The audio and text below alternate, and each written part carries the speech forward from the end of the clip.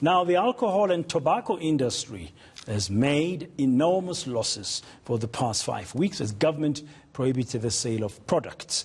Well, to help ease the financial burden on the industry, the National Treasury has granted them a 90-day deferment in the payment of excise tax. The move is being welcomed by the South African Liquor Brand Owners Association, and the association's spokesperson is joining us now via Skype. Sibani Mgadi, good morning. Thank you very much for your time. Firstly, just an initial reaction. What is your industry's reaction to the President's announcement that there will be that tax deferment and the details that were outlined yesterday by National Treasury? Well, thank you very much, Dan. Our view really, tax deferment or delay in the payment of excise tax for alcoholic products is one of the three things that we have asked government to consider when they look at what is called now level 4, where we begin to ease the restrictions that have been put in place.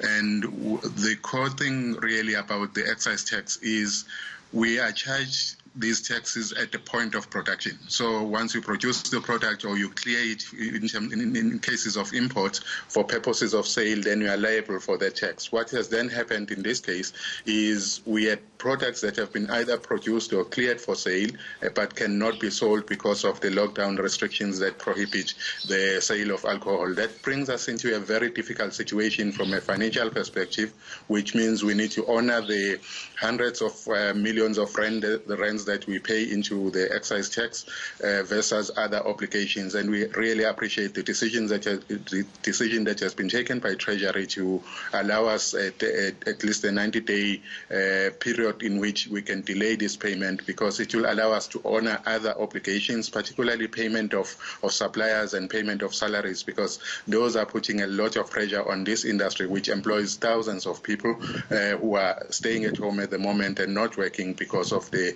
lockdown at the moment, which we truly understand the need for it from a health perspective, but certainly it is harming all of us as an industry. Yeah, will this tax move help your businesses, your members of the association, to stay afloat?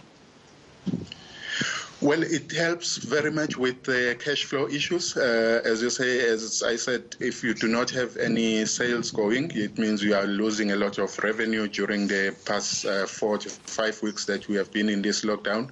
And that means that you need to make certain choices on where you reduce your cost and where you decide to invest your money.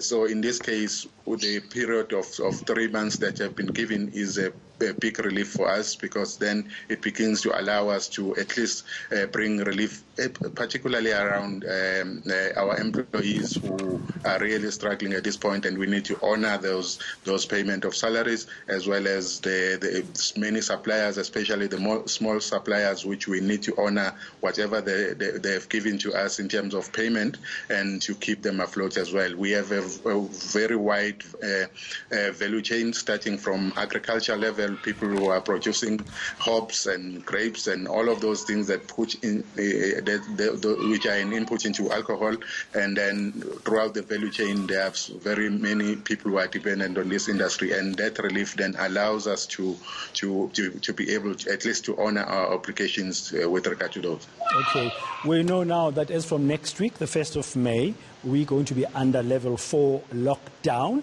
and of course your industry will still not be allowed to operate fully at all.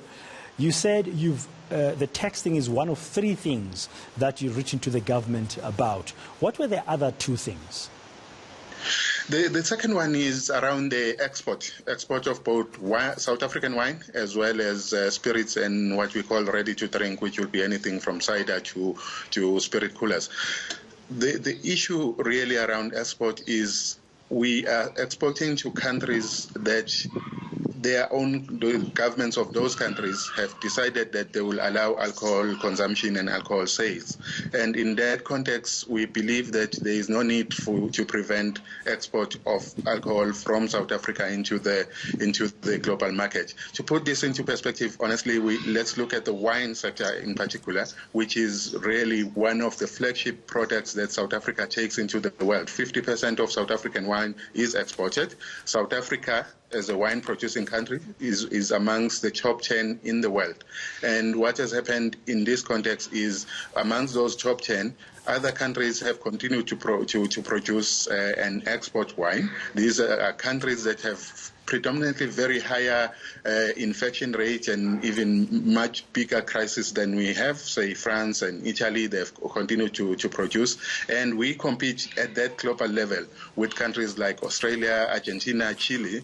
And if we continue not to export, we begin to lose that market share. We begin to lose the recognition of South African wine in the global market, and which means in return, the people who visit South Africa for visit to the Cape Winelands and all of those will begin to also decrease in future because there will be less appreciation of this product. Mr. Mngadi, what's the third one? What's the third one?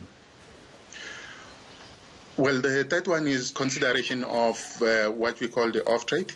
We believe that people have behaved very well in terms of groceries, going to buy groceries and back. We believe that if we can open the liquor sales in those grocery shops, as well as the big box stores that are adjacent to them, and treat them the same as we do with other grocery items, and people buy those and take them home for home consumption, we can be able to start trading in that front without any effect on the spread of... Mr. Mngadi, are you hopeful that you'll hear something, at least about the other two things, the exports and the allowing of some supermarkets to sell some alcohol, when the ministers from today begin to unpack the retail side of lockdown, of the level 4 of lockdown? Yes, the President has said all industries can make submissions. We are making submissions today with regard to both the export as well as requesting what we call off-trade, which are box stores where people can take away. We do believe that is very safe. It will allow people to consume in a much more safe environment without promoting infections, and also it will reduce the big problem that is emerging now, which is the sale of illegal products that are harmful to health of people. Thank you very much, Mr. Mngadi, for your views. Well, we'll find out later if the government will hear your plea in terms of the liquor industry under level 4 of lockdown.